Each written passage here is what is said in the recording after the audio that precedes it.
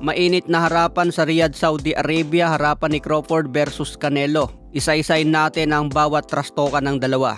Unahin natin ang pinakitang daring belt na paglalabanan sa Undisputed. Ang belt na ito ay bagong gawa at umabot daw sa halagang $188,000. Ang mga kinabit na gold dito ay ginagamit sa paggawa ng mamahaling alahas at korona. Ayon naman kay Turki Al-Sheikh, simula ngayon hindi na tayo makakita ng Tom and Jerry. Gusto ko ipakita nila sa akin ang basagan ng muka at tumatalsik na dugo sa gitna ng ring. Sawa na tayo sa mga takbuhin na boksingero, kaya sa laban na ito magkakaroon ng malaking bonus kung sino ang mananalo by knockout. Katulad sa UFC ni Dana White, may knockout bonus. Hindi naman binanggit ni kamahalang Turki kung magkano ang bonus sa knockout, pero tansya ko may kalakihan ng presyo. Dumako naman tayo sa naging payag ni Canelo at Crawford, sagutan ng dalawa at pangako kung ano ang mangyayari sa laban. Unahin natin at ikot ang mga sinabi nila. Ito ang payag ni Crawford. Si Canelo ay isang mandirigma na nabibilang sa henerasyong nagdaan sa amin, katulad ni Floyd Mayweather, Manny Pacquiao at Oscar De La Hoya. Pareho kaming galing sa panahong iyon at si Canelo ay naroon mismo. Nakasabay ang mga malalaking pangalan sa boxing. Nakalaban niya sina Miguel Cotto, Floyd Mayweather, Sergey Kovalev at si Gennady Golovkin. Nakasabayan ni Canelo ang malalakas na legend at siya na lang ang natitirang legend sa panahong iyon. Ako naman hindi ko naranasan ang ganoong kalalaking laban. Kaya ito ang laban na ituturing kong mega fight. At ito ang dahilan kung bakit gusto kong makalaban ang isang all-time great katulad ni Canelo. Ayan mga tol ang payag ni Crawford at syempre sumagot naman si Canelo.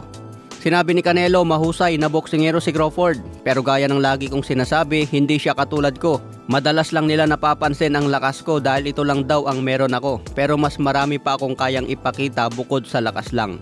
Naniniwala ko na isa ito sa magiging pinakamagandang laban sa buong karera ko sa pagboboxing, kaya excited ako at determinado. Ito naman ang naging trastokan ng dalawa mga tol. Buong kumpiyansa ang payag ni Crawford at sinabi niya, uuwi na sa akin ang mga belt.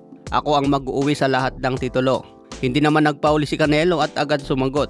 Sinabi niya, alam kong nasa panig mo si Turki, pero tignan natin, magiging sobrang hirap ito para sa'yo. Magagalit lang talaga si Turki sa araw na yon. At ikaw wala ka namang pinagkaiba sa ibang nakalaban ko. Syempre mga tol, hindi magpapatalo si Crawford. Sumagot naman si Crawford syempre. Sinabi ni Crawford, hindi ko iintindihin ang mga hurado. Ang focus ko lang ay paano gagawin sa loob ng ring. Kontrolin ang mga bagay-bagay na kaya kong kontrolin. At yun ang magpapanalo sa akin ng malinaw at kumbinsido. Kaya ng sinabi ko noon, kahit sinong boksingero ay pwedeng ma-knockout. Alam natin na matibay ang panga ni Canelo. Parang bato, matibay siya at hindi madaling bumigay. Pero nakita natin na nasaktan din si Canelo ng ilang beses. At kahit sinong boksingero pwedeng ma-knockout. Umiinit ang sagutan mga tol at agad naman sumagot si Canelo. Sinabi ni Canelo, seryoso ako sa laban na ito at ayaw kong madistract. Malaki man o maliit ang kalaban ko, lagi kong pinaghahandaan yan na para siyang pinakamagaling. Tinanong naman ng host si Canelo kung ano ang mangyayari sa kanya kung matalo, paano ito maapekto sa kanyang karera.